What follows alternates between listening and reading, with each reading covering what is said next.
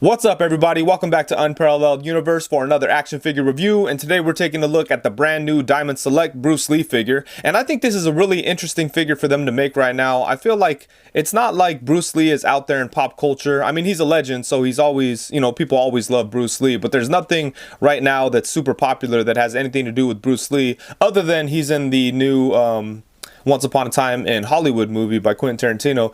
But I don't know if that's enough for Diamond Select to make an action figure. Either way, it's really cool, and this figure looks interesting because it looks like it's the most articulated figure that Diamond Select has ever done. So yeah, really good stuff. But anyways, let's get into it, starting with the packaging. It's the typical big, huge, annoying Diamond Select packaging, but the figure does look good here, and I do like the design of the packaging. I really like the yellow and black in the background. You are able to see the figure, all the accessories. You can see a shot of Bruce Lee here, Bruce Lee on the side. Then on the side of the box, we get another look at Bruce Lee. And then on the back, we get a look at the figure itself. We get a look at some of the accessories and some of the random things that you could do with the figure. And then there's a really long Bruce Lee biography, and I think that's awesome. And then it tells us that it was designed by Yuri Tming. I'm sure I said that wrong, but it was designed by that person, and then it's sculpted by Gentle Giant Studios. So that's awesome stuff. I always love when they include the people that worked on the figure. That's great stuff. But anyways, I think that's enough about the packaging. Let's rip this thing open, throw the box in the garbage, and take a look at the figure. Okay, so right out of the box, I think Bruce Lee's a pretty good looking figure, but mine does have a couple of imperfections. First off, I have a real nasty smudge on the face there. Look at that, right on the cheek. Bam. That's a horrible spot for a paint imperfection, but it looks like it's missing some paint because it looks like you could see the plastic beneath the face.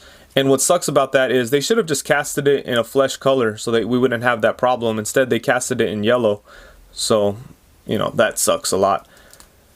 But aside from that, I think the face sculpt looks pretty good. I wouldn't say that it's perfect or anything, but I think I hate to say it's close enough because he's a legend and it should look, it should be perfect, but I think they did a decent job on it. It just feels a little toyish, like if you look at the figure arts one has a realistic type of look to it, so it looks much more accurate. But the Diamond Select one just kind of comes off as plastic looking.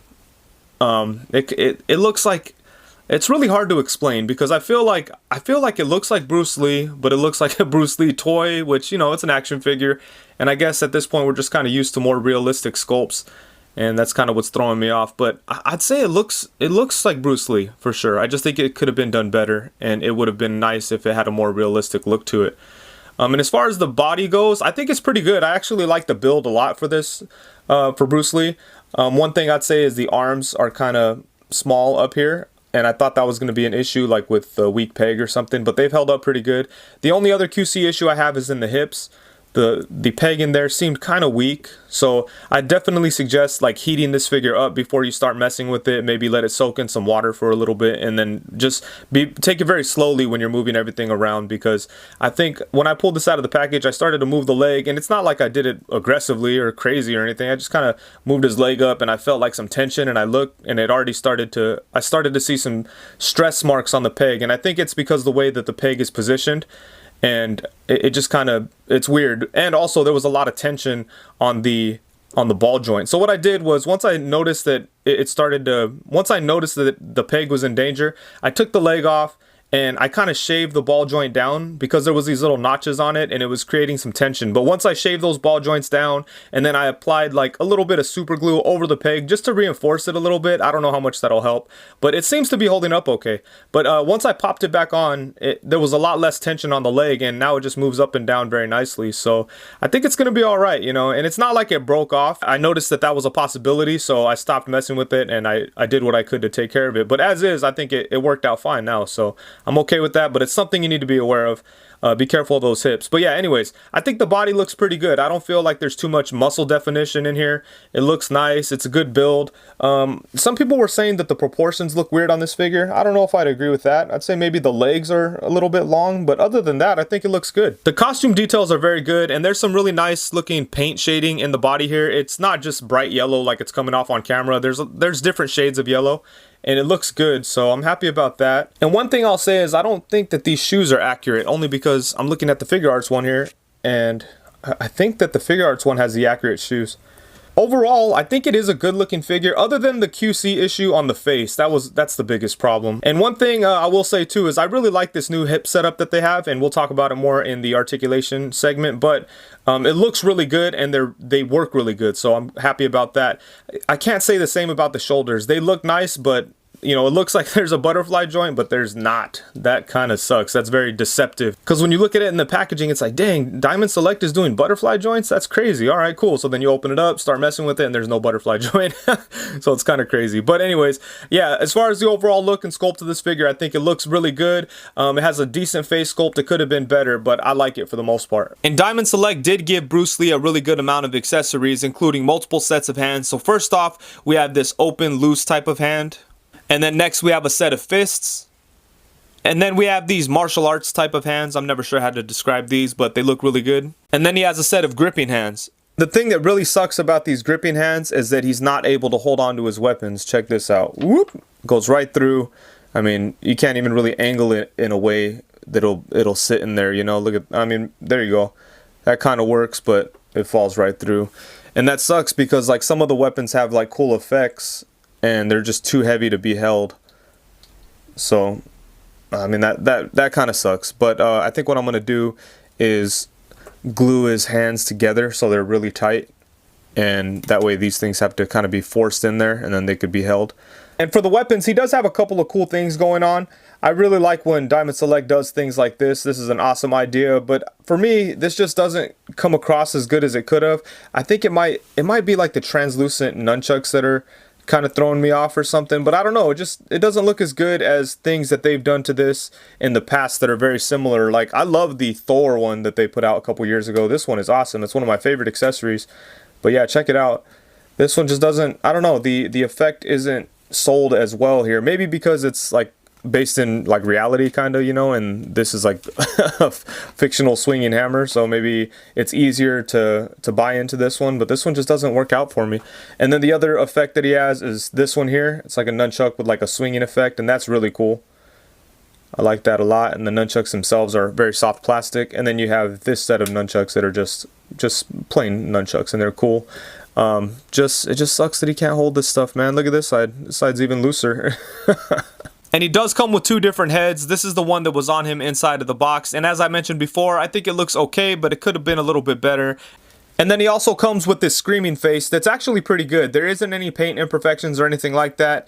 And I think this expression actually works okay. Again, it doesn't look perfectly like Bruce Lee, but I think I mean, I could see it in there. It's just not like a realistic, perfect look. Once again, it kind of looks a little toyish, but I like this head sculpt. I think it's pretty good.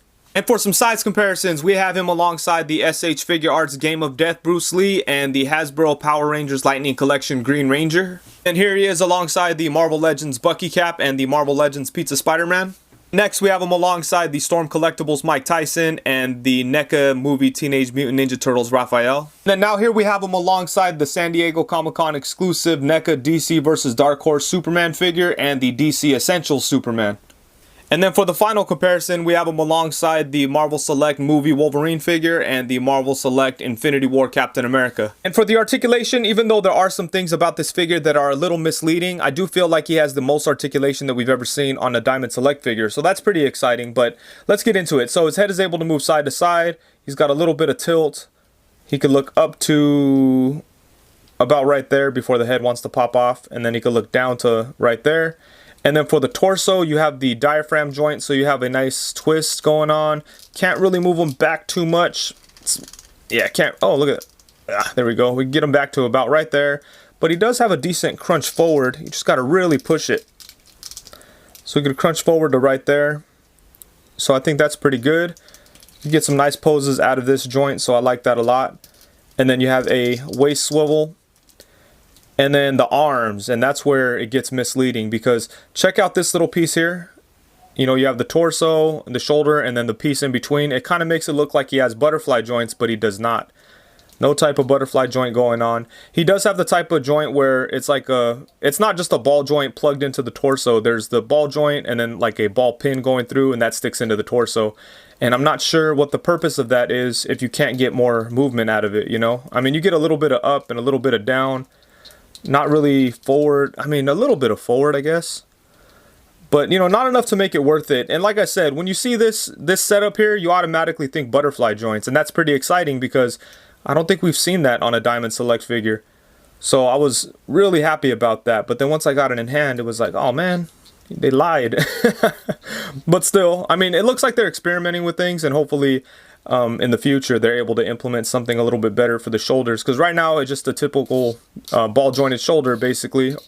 Or as far as the way that it functions, it's basically a ball jointed shoulder. So, you know, but I do like the fact that they're experimenting a little bit, and hopefully we see some more in the future from Diamond Select. But anyways, his arm does come all the way around, comes out to the side. Then he has upper bicep swivel, double jointed elbows, which are pretty good. Look at that, you get some nice bend. And then for the arm, you have for the wrist, you have a swivel and a hinge. And then for the legs, I would say that's kind of where they made up for the shoulders, because I wasn't expecting this. He actually has drop down hips. Look at that. Never seen that on a Diamond Select figure, huh? That's awesome. But you could bring his legs up to right there with that. You could bring him back. You can't really get him to go to the side too much. You could almost do the splits, but that's about it right there. But yeah, that's awesome. I like that they put that in there. But they do need some work still, because with the drop down hip, it made it so the peg in there was really weak, especially on the left side here, because on the right side the peg sits a little further back because they're kind of on top of each other, right? There's like the joint setup is like on top of each other like this, so one side is this side and one side is this side, and the one that's on the back, it feels like it's in a safer position when you move the leg, and the one that's in the front feels like it's at an awkward angle. So when you try to move the leg, the pressure is like in a weird angle, and if there was any kind of tension on it, it was kind of moving the peg in a weird way. So like I said, I popped it off and kind of messed with it, and it's loose on there now, but at least the peg isn't at risk of breaking. But I salute Diamond Select for trying new things with this figure, because that's awesome. Look at that. And they work pretty good, you know, like I said. Just got to work on the joints there, but he could get his legs way up, get him kicking two guys in the face, bam! Get him in some nice crouches. I'd like to see Diamond Select try a Spider-Man figure with this type of articulation, after they've mastered it, of course. But yeah, I like what they have going on here.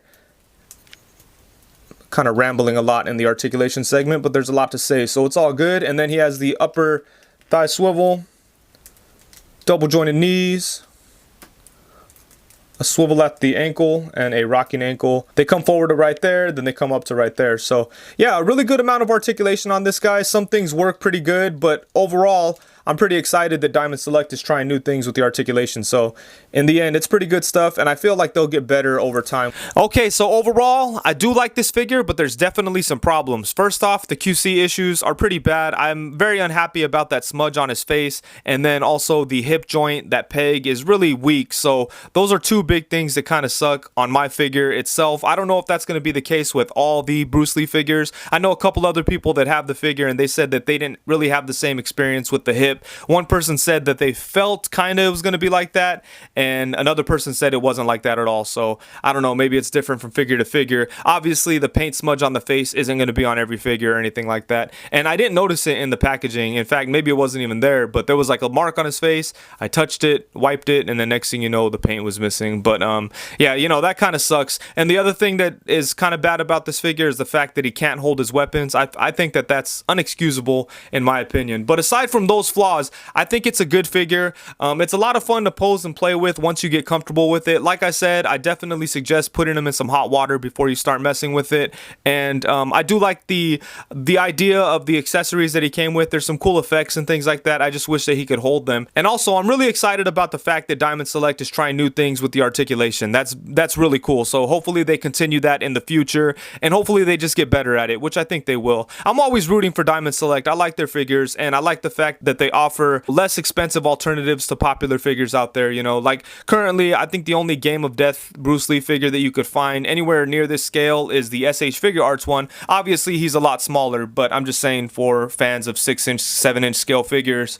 that's pretty much your only option, and that's definitely the better figure. But I think that this one is a pretty good alternative for the price. This one's like 25 bucks or something like that, maybe $30 now. But yeah, you know, I think it's pretty good for the price. There's just a couple of flaws. Huge thank you to Diamond Diamond Select for sending me this figure to review. I do really appreciate it, and I think that's it. Thank you so much for watching. Please be sure to like, comment, subscribe. If you enjoyed the video, please be sure to leave it a thumbs up, and that's it. Thank you very much. Peace.